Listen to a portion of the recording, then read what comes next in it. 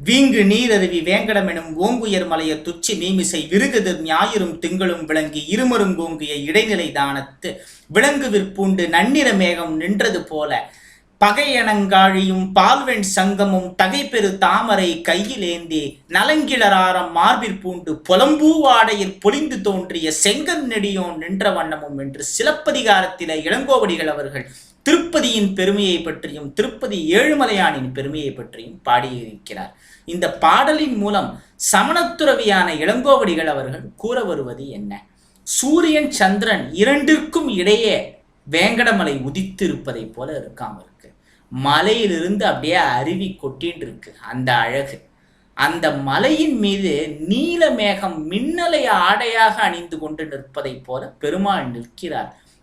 கையிலே பகையை வெல்லும் ஆழியும் சங்கும் தாமரை மலரையும் ஏந்தி கொண்டு அந்த செங்கன் நெடியோன் நிற்கிற அழகு இருக்கே, மார்பினிலே ஆரம் தரித்த அந்த செங்கன் நெடியோன் நிற்கும் அழகு அடாடாடாடாடா, அப்படி வர்ணிக்கிறார் இளங்கோவடிகள் அவர்கள். அவருடைய வர்ணனையை பாருங்கள். அவர் காலத்துல திருப்பதியில கூட்டமே இருந்திருக்காதுன்னு நினைக்கிறேன். அதனாலதான் இவ்வளவு நல்லா அவரால் தரிசனம் பண்ணி அதை பத்தி டிஸ்கிரிப்ஷன் பண்ண முடியுது. அவரோட மார்புல இருக்கிற அந்த ஆரம், கையில இருக்கிற சங்கு, ஆழி, தாமரை, இந்த மாதிரியான விஷயங்கள், அவருடைய உருவ அமைப்பு எப்படி இருக்கு, சிவந்த கண்ணை உடையவன் அப்படிங்கிறார் இளங்கோவடிகள். பெருமாள்னாலே அவருடைய கண் சிவப்பா இருக்கும்னு தான் எல்லா கவிஞர்களுமே வர்ணிச்சிருக்காங்க. இளங்கோவடிகளும் அதையே சொல்லியிருக்காரு. நெடியோன் உயரமானவர்னு அர்த்தம். சரி, இந்த வேங்கடம்னா என்ன அர்த்தம்? திருப்பதிக்கு பல பெயர்கள் உண்டு. அதில் வேங்கடம் என்கிற பெயர் பழமையான பெயர். அதை விட பழமையான பெயர் ஆதிவராக கஷேத்திரம். அதை நம்ம இதே வீடியோல பின்னால பார்ப்போம். வேனா பாவம்னு அர்த்தம், கடம்னா நாசமாகுதல்னு அர்த்தம். பாவங்களை நாசமாக்குதல் என்பதுதான் வேங்கடம் என்பதின் பொருள். இந்த திருப்பதியும் ஒரு பாவநாசம் தான். வேங்கடம் என்றால் பாவங்களை சுட்டரித்தல் என்றும் ஒரு பொருள் உண்டு. திருப்பதிக்கு பல மதத்தினரை சேர்ந்தவர்கள் வந்து வழிபடுவதும் அனைத்து மதத்தினரையுமே இங்கு அனுமதிப்பதும் உங்கள் அனைவருக்குமே தெரிந்த விஷயம்தான். திருப்பதியிலே நூற்றுக்கணக்கான சேவைகள் உண்டு. அதில் அஷ்டதள பாத பத்மாராதனை என்கிற சேவையும் உண்டு. அந்த சேவை இங்கு திருப்பதியிலே உதயமாவதற்கு காரணமானவர் ஷேக் மஸ்தான் என்கிற முகமத்திய பெரியவர். வாருங்கள், அந்த வரலாற்றை நாம் சுருக்கமாக பார்ப்போம். திருப்பதி பல காலங்களில் பலரின் கட்டுப்பாட்டினில் இருந்தது. 1933 அன்றுதான் திருமலா திருப்பதி தேவஸ்தானம் என்பது உதயமானது. 50வது ஆண்டு விழாவை எவ்வாறு விமர்சையாக கொண்டாடலாம், புது புது நலத்திட்டங்கள் என்னென்ன செய்யலாம் என்பதை பற்றி எல்லாம் திருப்பதி தேவஸ்தானம் கலந்து ஆலோசித்துக் கொண்டிருந்தனர். எப்பொழுதுமே திருப்பதிக்கு வரும் வருமானத்தில் 50% இல்லாதவர்களுக்கும் இயலாதவர்களுக்கும் கொடுப்பது வழக்கம். இன்றும் தொடர்ந்து திருப்பதி தேவஸ்தானம் அவ்வாறு செய்து கொண்டிருக்கிறார்கள். புதிதாக கட்டண சேவைகள் என்ன செய்யலாம், பொது சேவைகள் என்ன செய்யலாம் என்று திருப்பதி தேவஸ்தானம் கலந்து ஆலோசித்துக் கொண்டிருந்த அந்த சூழ்நிலையில், அந்த நேரத்தில் குண்டூரிலிருந்து நடந்தே திருப்பதிக்கு ஷேக் மஸ்தான் பிரபு என்கிற முகமத்தியர் வந்தார். சென்னையிலேருந்து திருப்பதிக்கு இருக்கிற தூரத்தை விட தூரங்க குண்டூர்லேருந்து திருப்பதி. அவர் தன்னுடைய ஒரு விருப்பத்தை திருப்பதியில் உள்ள பட்டர்கள், உயரதிகாரிகள், அங்கு வேலை பார்க்கும் ஊழியர்கள் அனைவரிடமும் சொன்னார். அதை கேட்டு அப்படியே எல்லாரும் ஆடி போயிட்டாங்க. என்ன விஷயம்னா, அந்த ஷேக் மஸ்தான் குடும்பம் 4 தலைமுறையாக பெருமாள் வழிபாடு செய்து கொண்டிருக்கிறார்கள். அவங்களுக்கு சுப்ரபாதம் சொல்ல தெரியும், வேங்கட அஷ்டோத்திரம், வேங்கட சோஸ்திரங்கள்லாம் சொல்ல தெரியும், புருஷ சூக்தம் மாதிரியான பெருமாளை பற்றிய வேத மந்திரங்களும் ஷேக் மஸ்தான் குடும்பத்தினருக்கு தெரியும். அதுவே அவங்களுக்குலாம் ஆச்சரியமா இருந்தது. ஏன்னா அங்க இருக்கிறவங்களே பாதி பேருக்கு அது தெரியாது, அவருக்கு தெரிஞ்ச ஸ்லோகங்கள், மந்திரங்கள் அதெல்லாம். அப்புறம் மேலும் தொடர்ந்த திருப்பதி வேங்கடாஜலபதிக்கு அர்ச்சனை பண்ணுறதுக்கு ஒரு 108 தங்க காசுகளை காணிக்கையாக கொடுக்க வேண்டும் என்பது ஷேக் மஸ்தானுடைய முப்பாட்டனார் ஆசை. ஆனால் அதை நிறைவேற்ற முடியாமல் அவர் இறந்தார். ஷேக் மஸ்தானுடைய முப்பாட்டனார் அந்த பொறுப்பை தன்னுடைய பையனுக்கு ஒப்படைத்தார். அதுக்கப்புறமா ஷேக் மஸ்தானின் தாத்தாவிடம் அந்த பொறுப்பு வந்தது. அவராலையும் நிறைவேற்ற முடியல. அவர் என்ன பண்ணார், ஷேக் மஸ்தானுடைய தாத்தா தன்னுடைய பையன்கிட்ட ஒப்படைச்சார். ஷேக் மஸ்தானுடைய அப்பா கிட்ட அந்த பொறுப்பு வந்தது. அவராலையும் முழுமையாக நிறைவேற்ற முடியாமல் அந்த பொறுப்பை ஷேக் மஸ்தானிடம் ஒப்படைத்தார். ஏற்கனவே ஷேக் மஸ்தானுடைய முப்பாட்டனார், தாத்தா, தகப்பனார்லாம் கொஞ்சம் தேவையான அளவு சேர்த்து வச்சிருக்காங்க தங்க நாணயங்கள். ஷேக் மஸ்தான் அவர்கள் அப்போ அவரோட பொருளாதார நிலை கொஞ்சம் நல்லாவே உயர்ந்துருது. நம்ம முன்னோர்களோட ஆசையை நிறைவேற்றணும்னு அவர் என்ன பண்ணார், மேலும் சில தங்க காசுகளை சேர்த்தார். 108 தங்க காசுகள். ஒவ்வொரு தங்க காசும் 23 கிராம் எடை உள்ள தங்க காசுகள். அவ்வாறு 3 தங்க காசுகளை அவர் சேர்த்து வைத்தார். இந்த தங்க காசுகளை நீங்கள் ஏற்றுக்கொண்டால் அடியேனுடைய முப்பாட்டனார், பாட்டனார், அப்பா 3 பேரோட ஆத்மாவும் சாந்தி அடையும். இதை வெங்கடேச அஷ்டோத்திரம் மாதிரி ஏதாவது பூஜை பண்றப்போ தயவு செய்து பயன்படுத்துங்கள் என்று கை கூப்பி திருப்பதி தேவஸ்தான நிர்வாகத்தினரை பார்த்து அவர் கேட்டார். எல்லாரும் கண் கலங்கிட்டாங்க. அதுலேயும் திருப்பதி ஈவோக்கு அப்படியே கண்ணுலேருந்து தாரையா ஆனந்த கண்ணீர் வந்தது. அவர் சொன்னார் ஷேக் மஸ்தானை பார்த்து, மஸ்தான் காரு, இது வரைக்கும் நாங்கள் எவ்வளவோ வித்தியாசமான பக்தர்களை பார்த்துருக்கோம், ஆனால் உங்களை மாதிரி ஒரு சிறந்த பக்தரை பார்த்தது இல்லை, இனிமேலும் பார்ப்பது அரிது. இந்த காலத்தில் இது போல் ஒருவர் இருக்கிறதுங்கிறது ரொம்ப ஆச்சரியமான விஷயம். உங்களுடைய இந்த வேண்டுகோளை நிச்சயமா நான் நிறைவேற்றுவேன்னு உங்களுக்கு நான் உத்தரவாதம் அளிக்கிறேன் அப்படின்னு இந்த ஷேக் மஸ்தானோட கையை பிடிச்சிட்டு ஈவோ பேச ஆரம்பிச்சார். ஆனா இது அடியேனுடைய கையில மட்டும் இல்லை, நான் மட்டும் தன்னிச்சையா முடிவெடுக்க முடியாது. இதுக்குன்னு சில சட்டத்திட்டங்கள் விஷயங்கள்லாம் இருக்கு.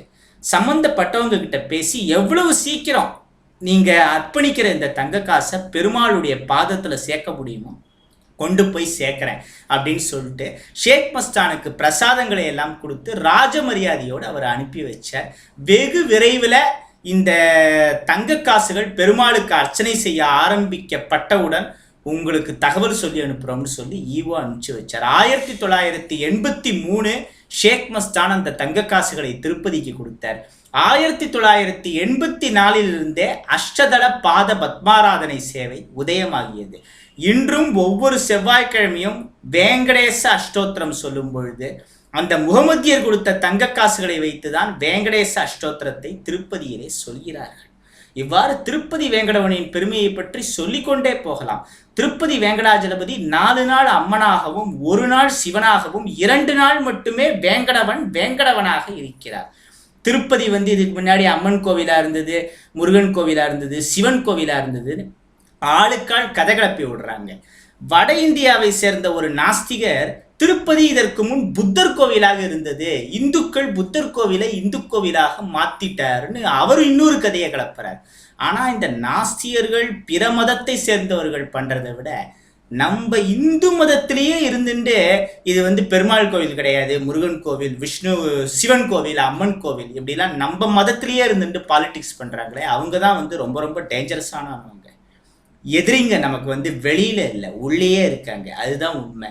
பின்னால நிறைய பேர் இந்த மாதிரி காமெடி கீமெடி பண்ணுவாங்கங்கிறதுனாலதான் இளங்கோவடிகள் அழகா இது பெருமாள் கோவில்னு 2000 வருஷத்துக்கு முன்னாடியே சொல்லிட்டு போயிட்டார். இவ்வாறு பல ஆதாரங்களை சொல்லலாம். 12 ஆழ்வார்கள்ல 10 ஆழ்வார்கள் இந்த திருப்பதிக்கு மங்களாசாசனம் பண்ணியிருக்காங்க. அதுல நம்மாழ்வாரும் ஒருவர். புத்தர் பிறப்பதற்கு முன்பே பிறந்தவர் நம்மாழ்வார். அது நீங்க மெயினா நோட்ஸ் எடுத்துக்க வேண்டிய ஒரு விஷயம். இப்போ திருப்பதி பார்த்தீங்கன்னா 1700 ஆண்டுகளுக்கு முன்பு காஞ்சியை ஆண்ட தொண்டைமான் என்கிற மன்னரால் கோவில் எழுப்பப்பட்டது. ஆனா கோவில் வரத்துக்கு பல கோடி ஆண்டுகளுக்கு முன்னாடிலேருந்தே திருப்பதி வேங்கடாஜலபதி அங்கே மலையிலே கொலுவீற்று இருந்தார், ஒரு புற்றினிலே. திருப்பதி வேங்கடாஜலபதி எவ்வளவு ஆண்டுகள் பழமையானவர் என்றால் 250 கோடி ஆண்டுகள் திருப்பதி வேங்கடாஜலபதி பழமையானவர். அவருக்கும் பல ஆயிரம் ஆண்டுகளுக்கு முன்பிலிருந்தே ஆதி வராக பெருமாள் திருப்பதி மலையிலே இருக்கிறார். பூமியை காப்பதற்கென்றே மகாவிஷ்ணு எடுத்த அவதாரம் வராக அவதாரம்.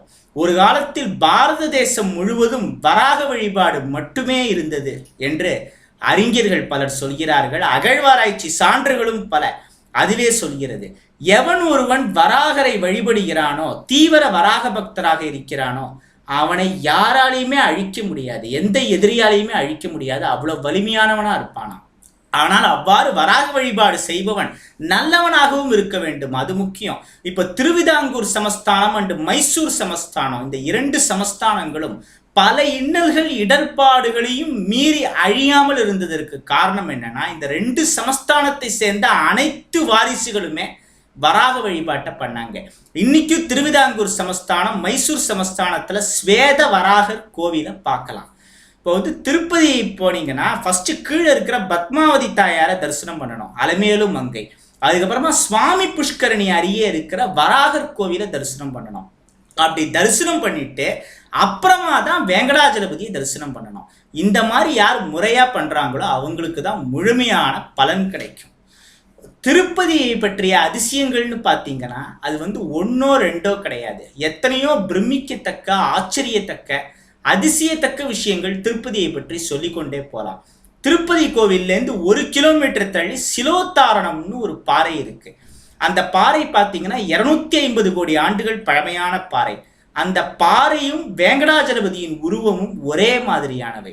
பச்சை கற்பூரத்தை தொடர்ந்து நீங்க ஏதாவது ஒரு கல்லுல தடவி பாருங்க, ஒரிஜினல் பச்சை கற்பூரம் என்ன ஆகும், கொஞ்ச நாள்ல அந்த கல்லுல விரிசல் வெடிச்சு போயிடும். ஆனா சிலாத்தோரணம்ங்கிற பாறையில மட்டும் நீங்க எவ்வளவு பச்சை கற்பூரத்தை தடவினாலும் வெடிப்பே வராது. இந்த திருப்பதி வேங்கடவன் சிலாத்தோரணம் என்கிற பாறை வகையை சேர்ந்தவர். இன்னொன்று, இந்த வேங்கடாஜலபதி யாரும் உளியால செதுக்கல.